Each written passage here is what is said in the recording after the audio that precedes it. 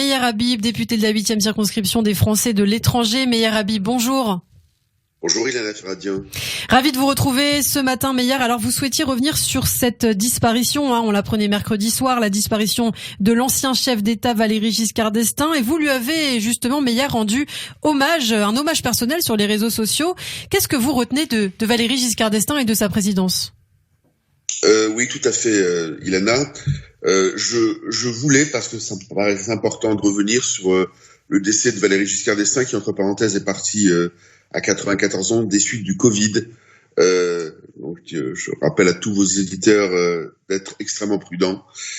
Beaucoup l'ont rappelé. On n'a pas toujours mesuré le vent de modernité, de renouveau, voire de fraîcheur, de réforme que Giscard a insufflé dans les années 70. Ces années VGE ont été des années de transformation de société, de l'économie, du TGV, de la place de la France dans le monde, à travers des grandes lois que vous connaissez, des grands droits de progrès social, la majorité d'ailleurs à 18 ans, qui était à l'époque à 21, les droits de la femme, le TGV, le nucléaire, l'Europe qui a donné l'euro, il n'y aurait jamais eu l'euro sans Giscard. Et puis dans mon cas, enfin, ça reste les années de mon adolescence, comme certains de vos auditeurs, nés dans les années 60, mes premiers engagements, une certaine insouciance. Ouais, vous avez d'ailleurs, je crois, des souvenirs personnels de vos années passées avec Valéry Giscard d'Estaing. Oui, tout à fait, parce que jeune, avec mes amis à l'époque, on était au Bétard, j'étais au Bétard, on avait collé pour Giscard, collé des affiches, on avait fait un peu la campagne à travers la France, c'est des souvenirs jeunes de ma jeunesse, quoi. Mais on va dire les choses, maintenant je vais vous dire les choses un peu plus simplement. Et réellement, Giscard n'a pas fait l'unanimité dans la communauté juive, c'est ça, en particulièrement parmi les armées d'Israël. Et je vais être tout à fait honnête, au-delà de ce que j'ai rappelé tout à l'heure, la politique française au Moyen-Orient elle me laisse un souvenir très amer à cette époque. C'était un autre temps, c'est vrai. On avait eu le virage pro-arabe de Gaulle et du Quai d'Orsay qui avait été engagé donc sous De Gaulle, mais continué sous Pompidou. Mais il demeure, et ça je ne peux pas l'oublier, que Giscard, c'est la reconnaissance d'Arafat et de l'OLP. C'est nos premières manifestations. Moi, en tant qu'on avait déclaré OLP interlocuteur qualifié, l'épisode des jumelles, avéré ou pas depuis la Jordanie, un détachement par rapport à l'attentat de la rue Copernic. Il a fallu 4 jours pour réagir, qui avait créé un vrai malaise. Oui, notamment avec les propos du ministre Raymond Barre, qui avait justement fait une comparaison assez controversée. Absolument, je vais y revenir justement. J'ai eu l'occasion de discuter, d'aborder ces questions avec Valéry Giscard d'Estaing, parce qu'à l'époque je ne connaissais pas, je vous dis c'était de loin, mais une fois que je suis devenu député à l'occasion des commémorations du 70 ans du débarquement en Normandie. Alors j'étais proche de lui, je lui ai fait part en toute simplicité mon sentiment par rapport à cette politique étrangère. Il m'a répondu, il m'a regardé, il m'a répondu avec une certaine courtoisie naturelle, une intelligence qui le caractérisait, qu'il n'avait pas le sentiment d'avoir été un président israélien, que l'occasion de faire une visite officielle en Israël ne s'était pas présentée. Il m'a rapporté d'ailleurs cette anecdote intéressante que je voulais vous rapporter, Ilana. Oui. Il m'a dit que le grand rabbin Kaplan, grand rabbin de France mythique, lui avait dit que jamais les Français juifs n'avaient été aussi heureux que sous son septennat.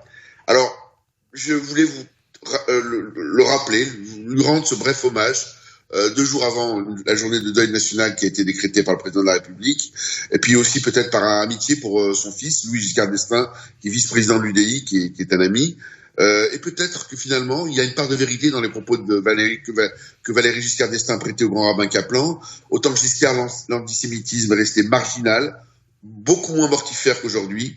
L'islamisme canien existant, le terrorisme bien sûr a existé puisqu'il y a eu, j'ai évoqué la rue Copernic, mais la France n'a pas été rongée par cette haine, cette violence, ces attentats djihadistes de Mireille Knoll, Halimi de Toulouse, Charlie et autres, ce qui a tout récemment tué d'ailleurs Samuel Paty et encore nos paroissiens de Notre-Dame à Nice. Cette haine qu'on voit d'ailleurs, vous vous rappelez dans vos titres, qui se déchaîne contre la police de façon terrifiante, contre les biens, contre les personnes à Paris, à quelques mètres de chez nous. Chaque manifestation transforme Paris en des terres d'intifada, je l'ai rappelé hier dans un de mes posts. C'est extrêmement inquiétant. La France est aujourd'hui beaucoup plus fracturée qu'à l'époque de Giscard, plus menacée dans ses valeurs et dans ses principes. Une chose n'a pas changé, si vous me permettez, pour conclure, Ilana, c'est le refus de reconnaître l'antisémitisme arabo-musulman. On se souvient, vous le rappeliez très justement, Ilana, du commentaire de Raymond Barre, qui à l'époque, qui était Premier ministre donc de Valéry Giscard d'Estaing, après cet attentat terrible de la rue Copernic, avait dit: cet attentat odieux voulait frapper les Israélites qui se rendaient à la synagogue et aviser des Français innocents. Ça se passe de commentaires. Cette manière d'expliquer, pour mieux expliquer la violence antisémite, n'a pas disparu, elle, avec les années Giscard, de même que cette tolérance à l'égard des appels du boycott d'Israël qui défigure semaine après semaine. Alors peut-être, pour finir petite lueur d'espoir. Jeudi dernier, j'ai interrogé sur la question du BDS, le garde des Sceaux Dupond-Moretti à l'Assemblée nationale, qui m'a fait une réponse très claire. Il m'a dit: écoutez, et rappelez-vous, et tous vos leaders rappelez, tout appel au boycott motivé par l'antisémitisme doit faire l'objet de poursuites. Ce n'est pas le cas aujourd'hui. On jugera sur pièce et on jugera sur les actes et pas sur les paroles.